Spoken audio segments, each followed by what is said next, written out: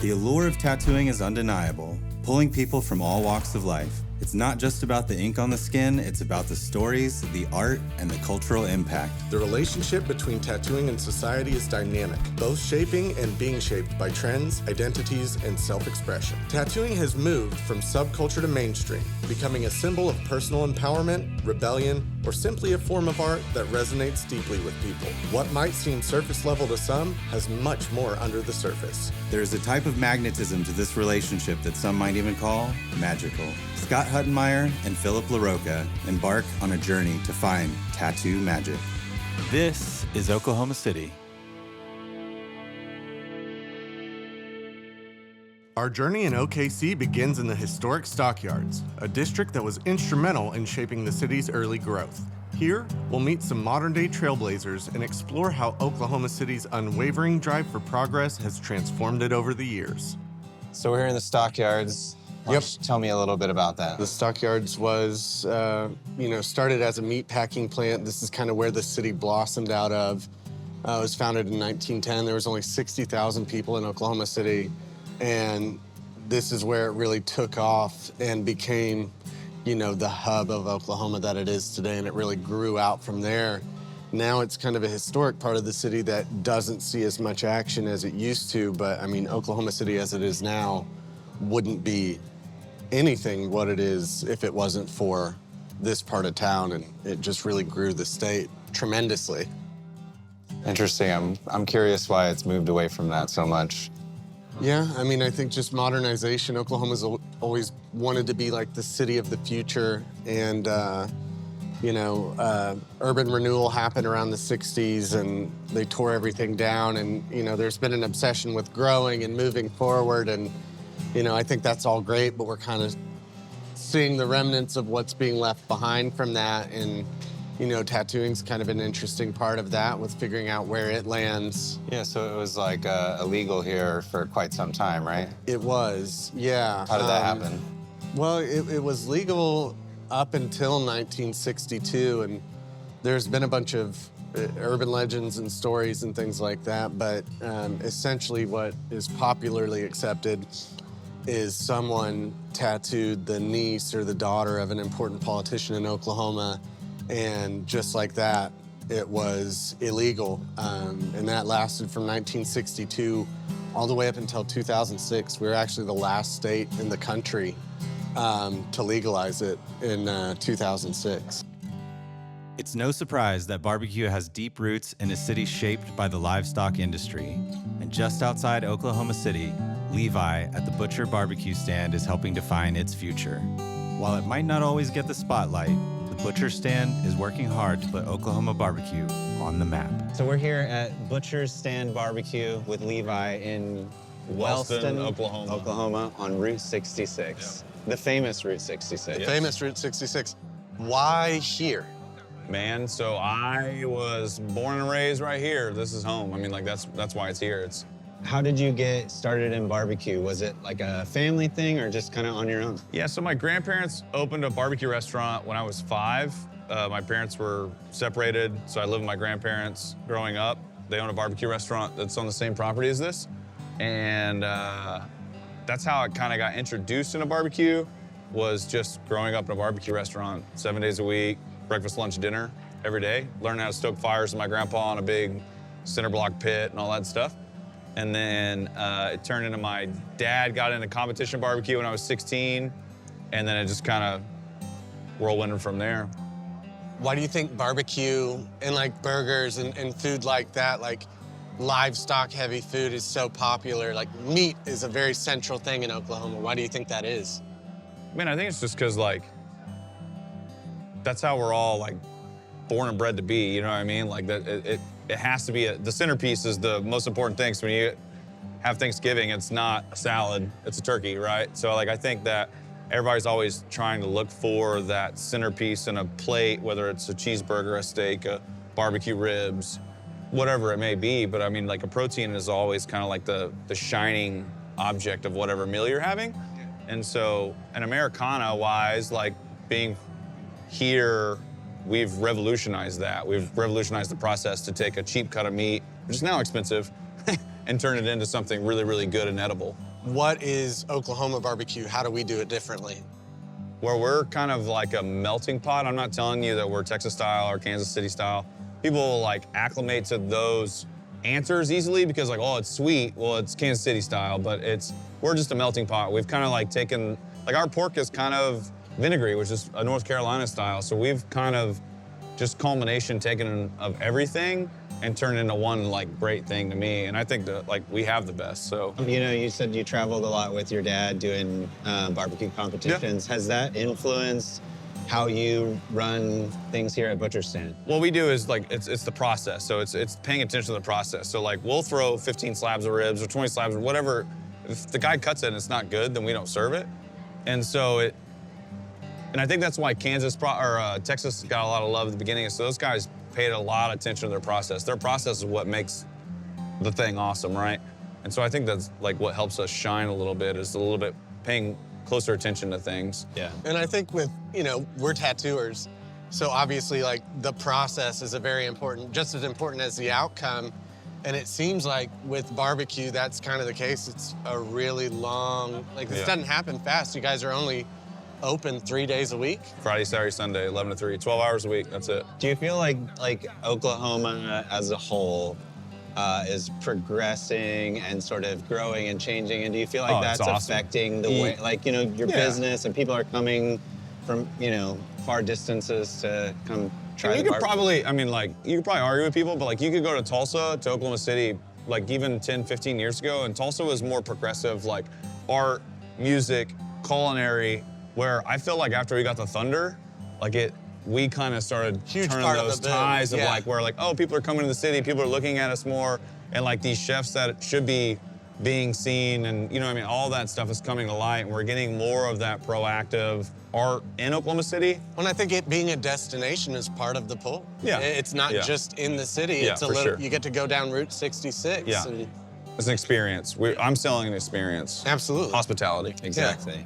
Yeah, and you can see walking around here, it's like everyone comes up to you and says hi, and you're shaking hands and kissing babies. Very You know, it's family like- feel to it. It's a very local, it's- small it's- town feel. What do you think is next? Where do you see this industry, food, dining, all that in Oklahoma? Where do you see it going? I think it only gets bigger, and I think like we all make each other stronger, like competitively. But like to me, barbecues shouldn't be competitive. Like like people in Oklahoma City that I'm friends with that owns barbecue places. Like we should all be able to call each other and ask each other questions of how our days are. You know what I mean? Like More collaborative. yeah, no, and I'm 100% in on all that. Like we all help make each other stronger.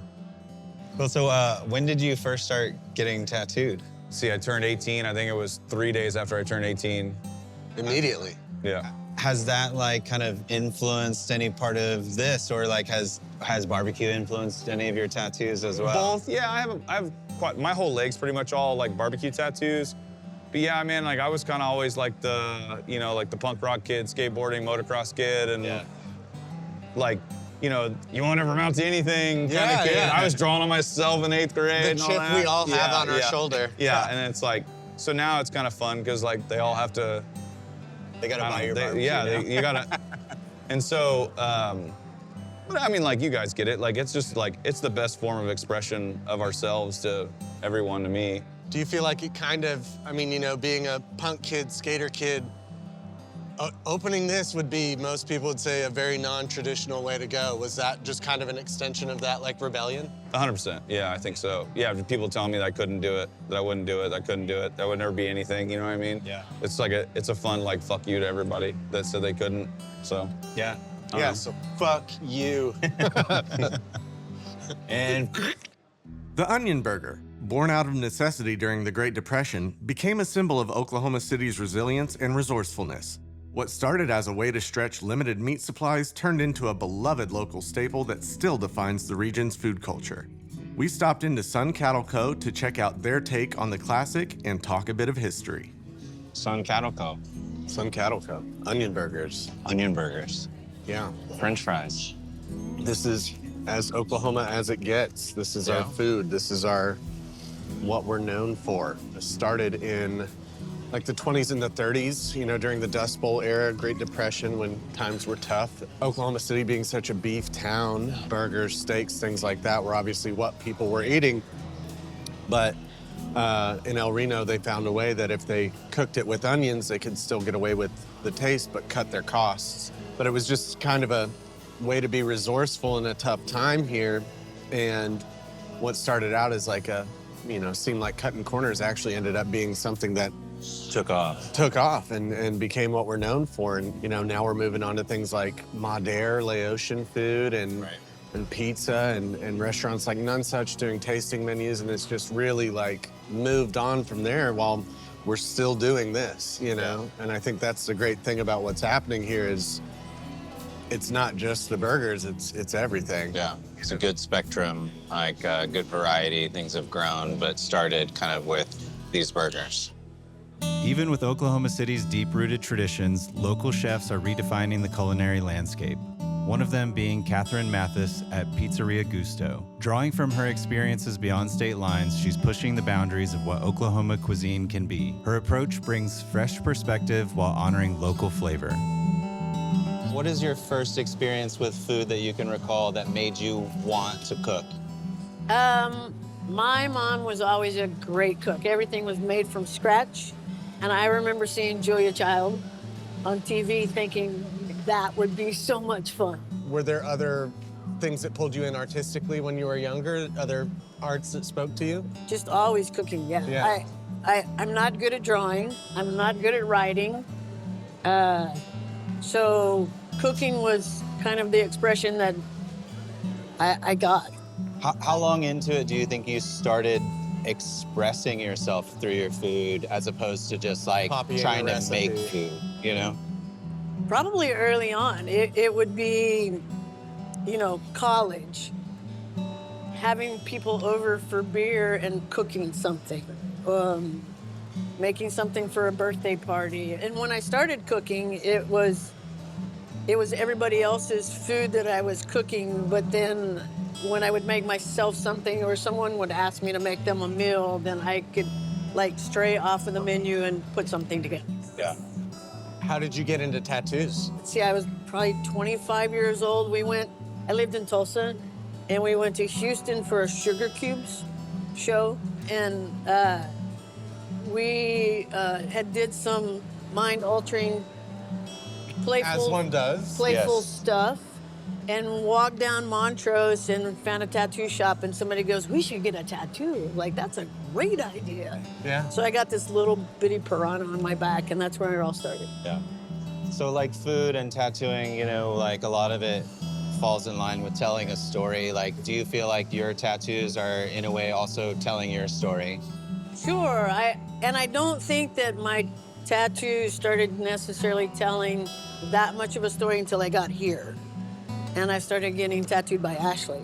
Sure. And, you know, it's like I'm opening a restaurant, I need a taco tattoo. And so then I would get something, or, I don't know, I would schedule a tattoo and then we would talk about it. And it just kind of sort of became the story of the restaurants and the food and everything that way. Yeah. Growing up in Oklahoma, I mean, obviously it's changed a lot over the years. How have you seen it change since you started in the kitchen? Food scene has changed a lot. I remember being here in my late 20s, being the chef de cuisine of a restaurant and working under Kurt Fleischfresher, and we were doing amazing food. He was bringing in chefs from around the country and doing these wine dinners, and then I moved to Austin, which back then was kind of this sleepy little hippie town. So I moved down there and nobody believed my resume that I had worked with some of these great chefs from around the country. So Oklahoma City, I was doing better food then here than when I moved to Austin. Where do you see the food scene going from here? I mean, obviously it's changed a lot, but what do you think the next step in that evolution is? I think it's gonna be more people like Zach at Sedelia's who are opening smaller places, you know, Jeff, myself, who's doing a little bit more from the heart Yeah. and not trying to hit the masses. Whereas a lot of people would say Oklahoma's a flyover state. You could go to New Yeah, why York not or New York, LA. LA? Yeah, do it with a lot more attention. Why do it here? Well, I moved back to Oklahoma City from Austin to be closer to my family, and it kind of was this open book that I could get into the business at a relatively easy cost. Rent was low, and you could pretty much do anything. So I think with the thunder coming into town, that it made Oklahoma City a little bit more of a, I don't want to say metropolitan, but Sure. you know, A legitimate city. A legitimate city. You get people coming in to see them, and then they want to have more experiences. What do you think makes like Gusto or Big Truck? What makes it distinct? What makes it Oklahoma? Well, I mean, I am MIO, so I am made in Oklahoma. So everything I try to do is I try to bring my knowledge of what I'm cooking to my food. Sure. So just being a Oklahoma girl, I throw in some Southern stuff in there all the time. Yeah. Do you And feel it's like also- we're developing a reputation, Oklahoma City, for our food? I think we are. Yeah. I think we've had enough James Beard nominated chefs that we're getting ourselves on the map Yeah. as not just this wasteland of food, but we're, you know, there's people that are passionate about what they're doing, and it's coming out in publicity. What do you want to see grow here? What do you want to see change here that you think could be better going forward? I mean, I think the more independent, like right now, there's a huge growth of big chain coming in. Yeah. It seems like Dallas is spread up with some big chain stuff. Sorry. Yeah, thanks a lot, man. It's not your fault. But I think the local stuff, like us doing this, and Zach and Jeff and Jonathan and some of the guys that are opening the smaller shops, that are really like embracing Oklahoma and bringing their heart into it.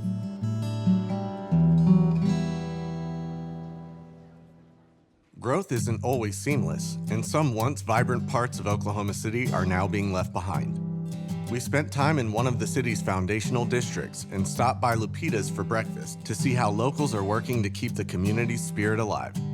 Amid change, places like this hold tight to the city's roots. All right, so what's the deal with Capitol Hill? Capitol Hill was its own thing. Not a part of Oklahoma City? Not a part of Oklahoma City initially. It started in 1905. Oklahoma wasn't even a state till 1907. Okay. And you had people settling here and living here. And, you know, eventually as we shifted the capital of the state wasn't originally in Oklahoma City, it was in Guthrie. But when they shifted it here, they kind of absorbed some of the smaller districts. So Capitol Hill is now just more of a district in the city. But, you know, as you can see, this big part of what started Oklahoma City has largely been forgotten. As we grow and we continue to pump money into these new districts up north, you're kind of seeing places like this get forgotten and get left behind and Just not getting the same attention. not getting the same attention as other places are.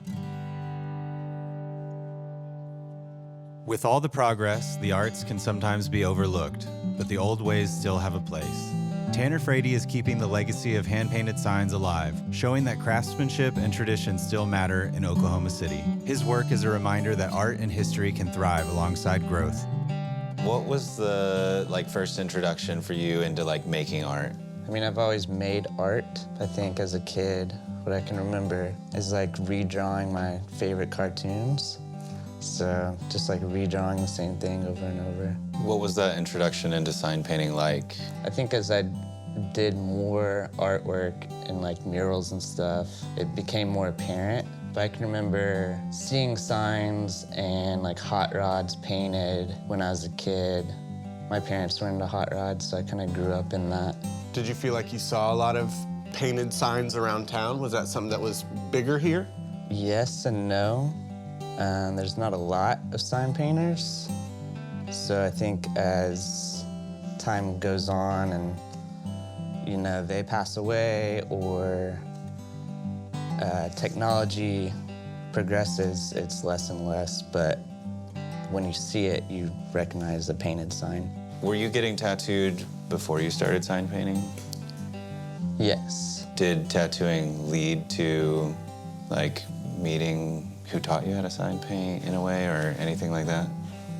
Yeah, I think so getting tattooed more kind of got me more interested in that art style and like how can I replicate this with paint.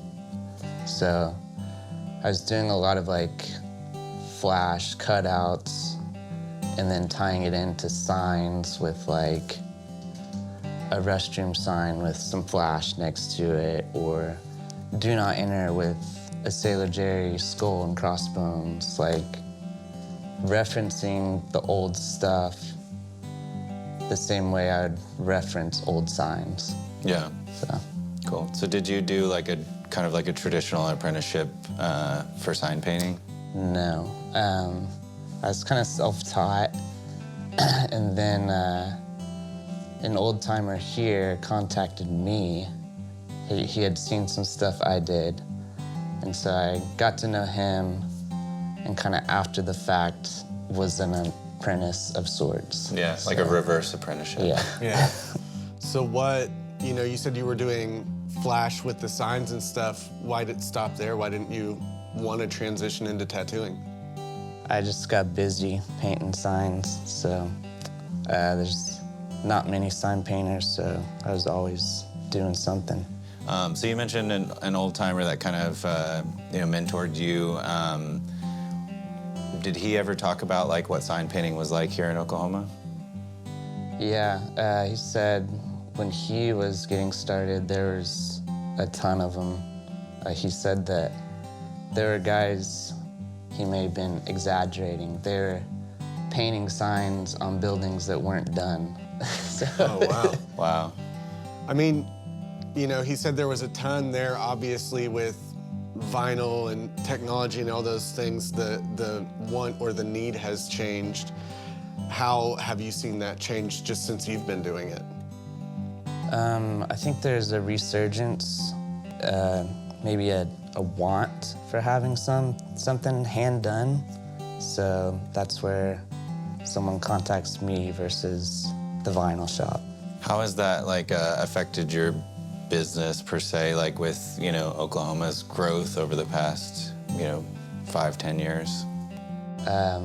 Definitely always busy with something. There's always a bar, a restaurant, a new tattoo shop opening, so they need something done or they want something changed. So Aside from like like you said, the vinyl lettering, the progression of technology and stuff like that, are there any other like negative changes that you've seen to the city since like that growth and change? I think the whole modernism movement is not great for sign painting. Yeah. They want like a clean-cut white building, nothing. Really sleek and Yeah. understated and no character Minimalist, to it. Yeah. Earlier, you had mentioned that you liked replicating like a flash design, a tattoo design on like a bathroom sign or something like that. What about tattoo imagery speaks to you that makes you want to replicate it on signs? I think there's almost a goofiness to old flash that I like, and I like to paint that. What projects are you most interested in taking on now? Always tattoo shops, that's the fun stuff. One thing that has helped define Oklahoma is its setting, right in the heart of the country. Singer-songwriter John Moreland draws from a wide range of influences, some unexpected, weaving together elements of folk, rock, and soul. He sits at the crossroads of tradition and progress, embodying the evolving spirit of Oklahoma. How do you remember getting into music? My dad's always the first thing I think of how I got into music, because he was just such a fan of music, and he played guitar a little bit, but I didn't really know that till I was a little older. But he just always had the radio on, and when I was growing up in like the early 90s, he was really rebuying his whole record collection on CD at the time, so I was just hearing all of that stuff, and just pretty young, like was really drawn to music and kind of knew this is what I wanted to do. And then when I was maybe 12, 13, kind of found punk rock, and like that was the first music maybe that was like mine and not didn't come from him that I really like dove into.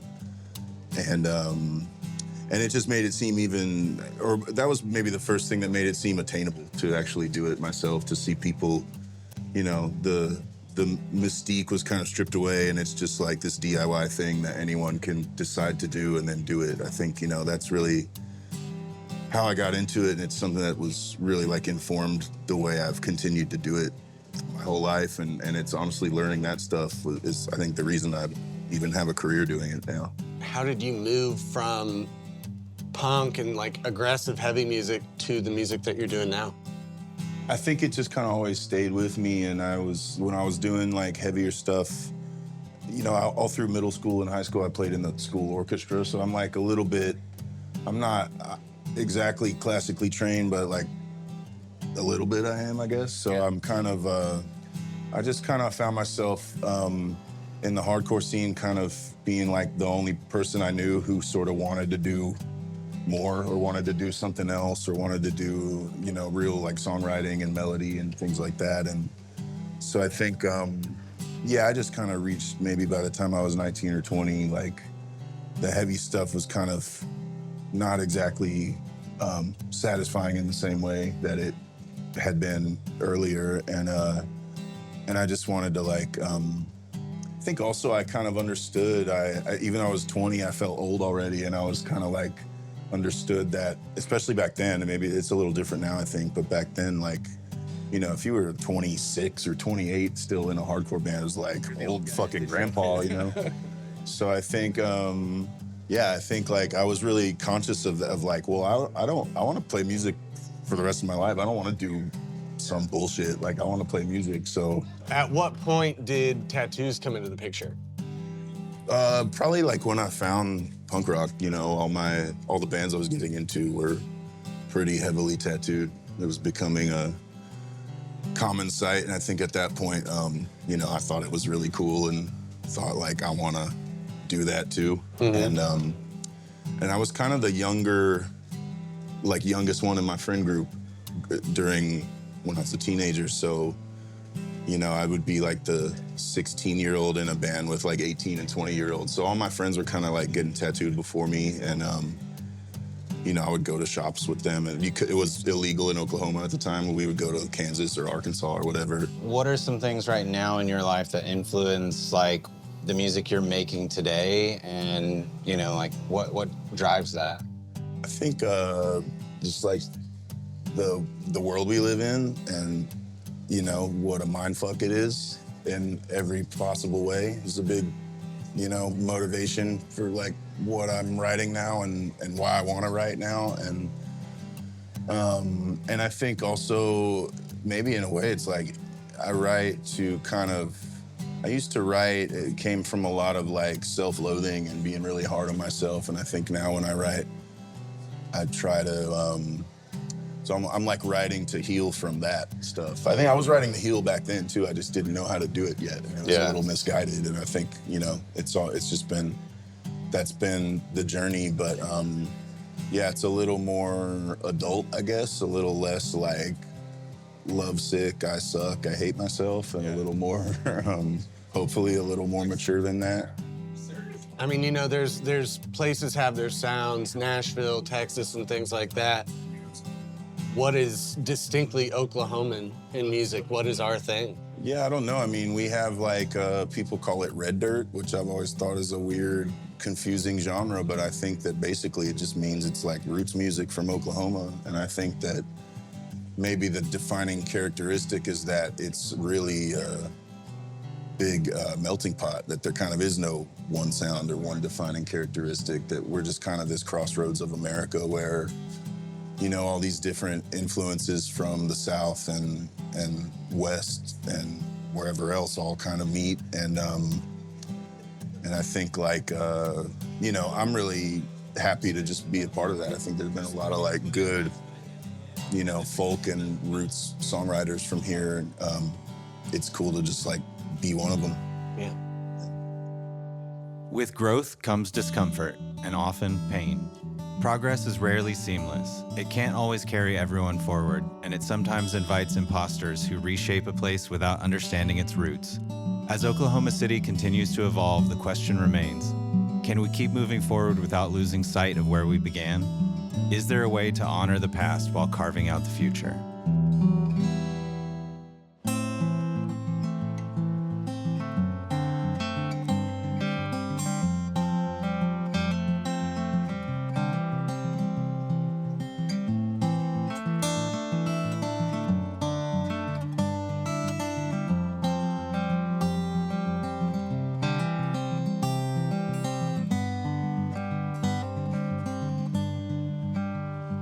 Guess I got a taste for poison. I've given up on ever being well, and I keep mining the horizon, digging for lies I've yet to tell. And I wish you were here to softly say my name and calm down all the chemicals tearing through my brain. I don't think I've missed you this much since I was 17. I'd call you in the morning, but I think this is a dream. Cherokee, Cherokee, where you carve those doubts right out of me.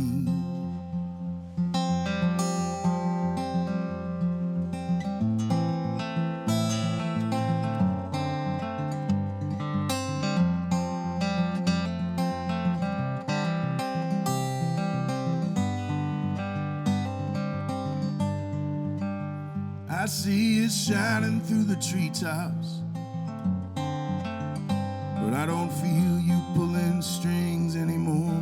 And I still use your old alarm clock,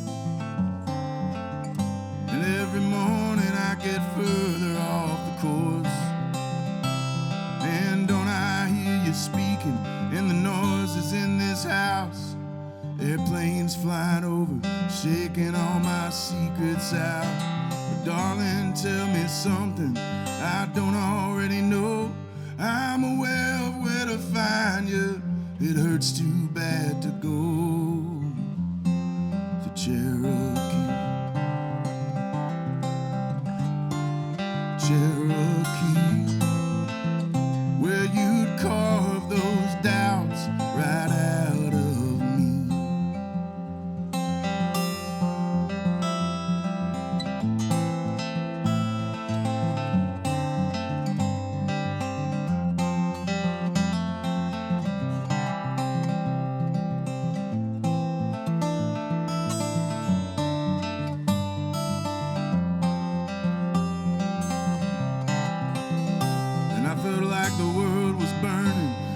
Stars in your eyes, shining for a feeling that I can't afford to buy.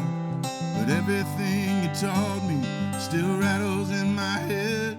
I'm staring off of Main Street, you're talking to the dead in Cherokee, Cherokee. I wish you'd carve these doubts right out of me.